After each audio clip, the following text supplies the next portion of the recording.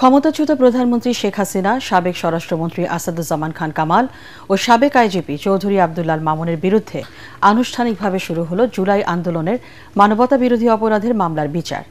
অভিযোগ স্বীকার করে রাজসাক্ষী হয়েছেন সাবেক আইজিপি চৌধুরী আব্দুল্লাহ আল মামুন।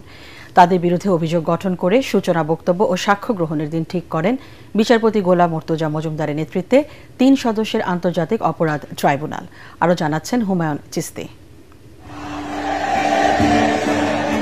২০২৪-এর জুলাই আগস্টের উত্তাল সময়ে সাবেক প্রধানমন্ত্রী শেখ হাসিনার নির্দেশে ছাত্র জনতার উপর নির্বিচারে গুলি চলে। তাতে প্রায় ১৫০০ মানুষের প্রাণহানির পাশাপাশি আহত হন প্রায় ২৫,০০০ মানুষ। মানবতাবিরোধী অপরাধের তদন্ত শেষে শেখ হাসিনা ও তার অপরাধ সহযোগী সাবেক স্বরাষ্ট্রমন্ত্রী আসাদুজ্জামান খান কামাল ও সাবেক আইজিপি চৌধুরী আব্দুল্লাল মামুনের বিরুদ্ধে ১ জুন আনুষ্ঠানিক অভিযোগ আমলে নেন আন্তর্জাতিক অপরাধ ট্রাইব্যুনাল। উভয় পক্ষের শুনানি শেষে বৃহস্পতিবার শেখ হাসিনা ও আসাদুজ্জামান খান কামালের অব্যাহতির আবেদন খারিজ করে ৩ জনের বিরুদ্ধে অভিযোগ গঠন করেন ট্রাইব্যুনাল।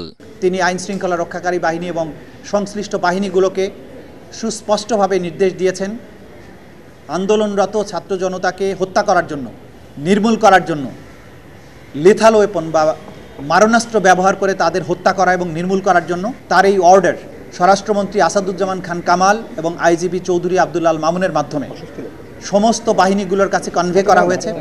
আওয়ামী লীগের কাছে কনভে করা হয়েছে, ছাত্রলীগ যুবলীগের কাছে কনভে করা হয়েছে এবং সেই নির্দেশের আলোকেই দেশব্যাপী জুলাই এবং আগস্টে ১৫০০ ছাত্র জনতাকে হত্যা করা হয়েছে, ২৫,০০০ মানুষকে আহত করা হয়েছে, যাদের মধ্যে চিরস্থায়ীভাবে অন্ধত্ব বরণ, চিরস্থায়ীভাবে অঙ্গহানি সহ নানান ধরনের মানবতা বিরোধী অপরাধ সংগঠন করার দায়ে তাদের বিরুদ্ধে সুপিরিয়র কমান্ড রেসপন্সিবিলিটির আওতায় অভিযোগ গঠন করা হয়েছে।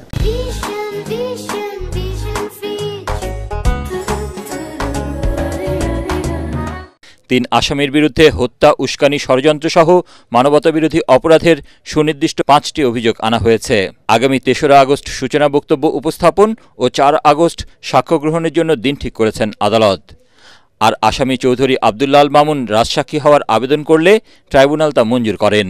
বাংলায় বললে রাজসাক্ষী, কিন্তু আমাদের আইনে যেটা বলা আছে অ্যাপ্রুভার, সেই হিসাবে তার আবেদন ছিল, সেই হিসাবে তিনি গণ্য হবেন। পরবর্তীতে তার বক্তব্যের মাধ্যমে যদি ট্রু এবং ফুল ডিসক্লোজার হয়, তখন এটা আদালতের ডিসক্রিশন অনুযায়ী আদালত তাকে ক্ষমা করতে পারেন বা অন্য কোনো আদেশ দিতে পারেন। তবে আসামিপক্ষের আইনজীবী বলছেন, একজনের দায় স্বীকারে সবার দোষ প্রমাণিত হয় না।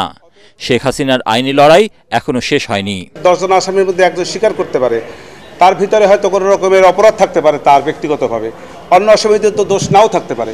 অতএব এর দ্বারা কীভাবে বুঝবো যে যিনি দোষ স্বীকার করেছেন সেই জন্য অন্যরাও সবাই দোষী, এটা বলা যাবে না। ২৪-এর গণঅভ্যুত্থানের ঠিক ১ বছরের মাথায় বিগত সরকারের প্রধানসহ ৩ জনের বিরুদ্ধে গণহত্যার বিচার শুরু হলো।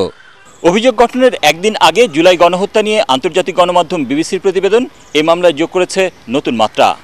আর আসামি সাবেক আইজিপি চৌধুরী আব্দুল্লাল মামুনের দোষ স্বীকার করে রাজসাক্ষী হওয়া মরার উপর খাড়ার ঘা হিসেবে দেখা দেবে শেখ হাসিনা ও আসাদুজ্জামান খান কামালের জন্য। তবে আইনি লড়াই শেষ নয়, সবেমাত্র শুরু, এমনটি জানিয়েছেন আসামিপক্ষ। হুমায়ুন চিস্তি, এটিএন বাংলা, ঢাকা।